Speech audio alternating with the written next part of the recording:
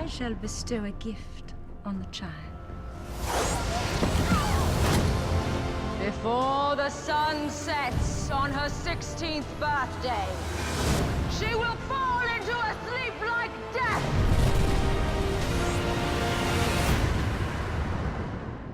First of all, you're looking very like princessy today. Thank you. That's kind of the goal.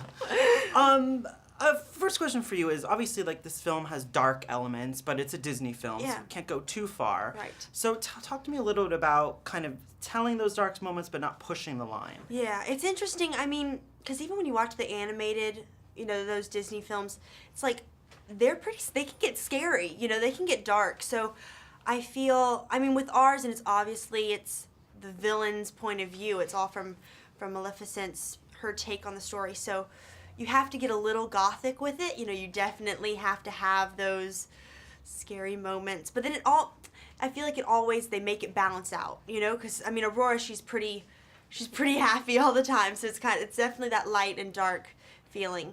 And the three fairies, they're funny. So they always make it balance, Obviously, there's an element of like revenge, and she holds a little bit of a grudge. Oh yeah. In your own life, are you one to hold a grudge, or are you one to be like, when situations happen? Right.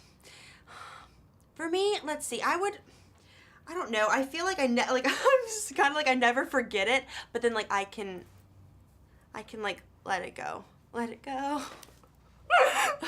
Disney time. Disney time. Yeah. You're so mean to Maleficent. Like, what's the deal? The deal is it's basically, using alpha male archetypes of wanting to be the king of the castle, which you can just walk outside and, in Hollywood you'll see lots. But this is a metaphorical kind of sort of dramatic tale of a man who sort of lets obsession and power go to his head and sort of compromises everything else in his life to be the winner, only to find that he's, alone and dies. Very sad, but there is a moral in there. Yeah. Obviously, revenge is a huge thing, and she holds a little bit of a grudge against you. Just a little. A little bit. Yeah. In your own life, do you hold grudges? Do you, think that way? No, I actually feel like no, I don't. I can get angry, at situations, but I don't feel that I harbor stuff, I feel fortunate, I guess, in that way. That it's, I guess, in cases in my life where maybe somebody would have said you got revenge on something that had happened, it's more because you succeed at something. So it's more like channeling your energy into making a success of something, I suppose. Could you pull off her outfit? No, I couldn't. But we try to sort of, I have more outfits than she has. I'm just saying. Curious little beastie. Bring her to me. I know you're there. Don't be afraid. I am not afraid. Then come out. Then you'll be afraid.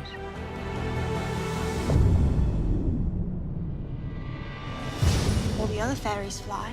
And why don't you? I had wings once. They were strong, but they were stolen from me. There is evil in this world. Hatred and revenge.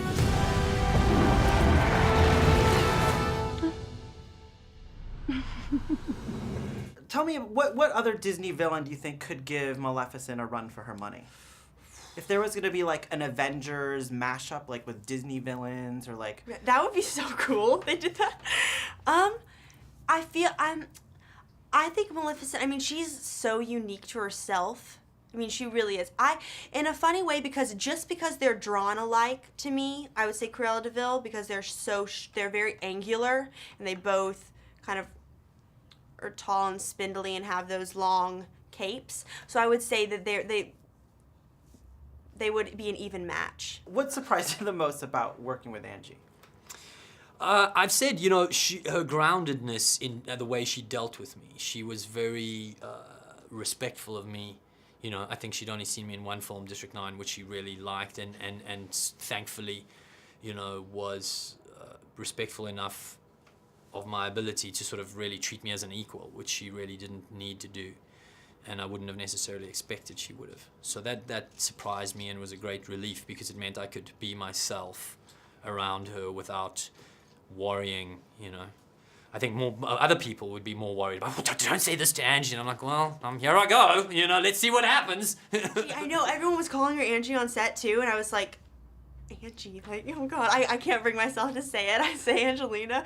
But yeah, for me, it was fun to see. I mean, all her kids would be on set, and she would be holding, like, Vivian and Knox, like, with the whole outfit on. You know, she would, you know, just walking around. It was fun to see her that way, you know, and I was so nervous meeting her for the first time, so and having the nerves kind of fade and just see her as just a girl, that was cool. When you look, let's say, 10 years into the future in your career, where do you hope it is? Where do you hope things you want to accomplish in your career, let's say 10 years down the line? Wow, I'm getting deep here. Yeah, I know. I would hope, I mean, I want to do things that are, like, movie-wise, that are very different. Because with Maleficent, I mean, this was definitely the biggest scale thing, you know, special effects and all these things that I've ever done. So it's fun to, you know, get to go do these, you know, I feel you get to dress up and you're really, like, in this whole other world. And then also get to do, like, the independent films, which I went straight from this to 2 other really small independent films. And it's kind of it's like a shock, like, but when you go back to both, it's like, oh, like, this is what this is like. This is what this, you know, it never gets boring. So I would hope to have really diverse things and always try new stuff. Better trailers in this kind of movie. Right. Yeah, epic. So now that you're, like, a big Disney star now, do you get free tickets to Disneyland? Do you have to wait in the lines? No, I don't. Maybe I should have waited for the film to come out, because I actually took my girlfriend to Disneyland because she'd never been 2 weeks ago. And while I was there, my agents were like, is Disney taking care of you at Disneyland? I'm like, what do you mean, man? No, I just spent like $800 like on like hotels and diets and, you know. And then I saw that there was the Maleficent showing in the cinema. So I was like, they were doing not the whole movie, they were doing a teaser in the 4D. You know, I was like, wow, I didn't know that. I was like, wow, that's pretty cool. And then went to watch myself in the theater just very quietly, you know. What, you did? You actually went and watched? Yeah. Watched the 4D experience, which I didn't know was there. So yeah, hopefully next time, you know, they'll help me. And the lines are long, man, an hour and a half. It's like, I feel like somebody's calculating that, you know, at the Disney planning team. It's like, so Bob, what's the longest that a human being will stay in a line before a riot begins? I think we're at 2.5 hours, Bob. Yeah, okay, it's 2.5 hours. That's good. That's good, Bob. If we got a riot, let's just bring it down. Let's just go faster through the jungle cruise. What's the fastest jungle cruise? I mean, I did that jungle cruise in 1985 with my family, and I swear to God, it was a cruise. It felt like 10 minutes. We did it now. I swear to God, it was 1.5 hours, the jungle cruise. So you waited in line. It's literally like, hey, the hippos are out there, and there we going, and they're not going to bite anyone unless their ears are twitching. Their ears aren't twitching. I was like, wow, man, this does not really feel like a jungle cruise. Hey, if this movie thing doesn't work out, maybe you have a job at Disneyland. I could always go and do the jungle cruise in fast forward. I have that kind of energy. I'll get those people through that line. So wait, you waited in the lines with everyone else when you went to the park? Yes. 2 weeks ago? I waited in line to watch myself in Maleficent. And no one spotted me in the line either. Well, you weren't wearing the robe. Then a few people later on in the day, you know, women would come up to me like, I just saw you! You were the king! I was like, yes, I was. It's good to be the king. Yeah.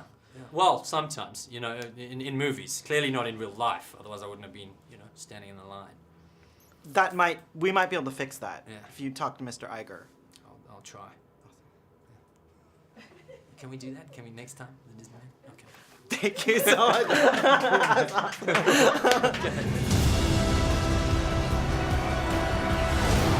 Bring me her head. I call on those who live in the shadows. Fight with me now!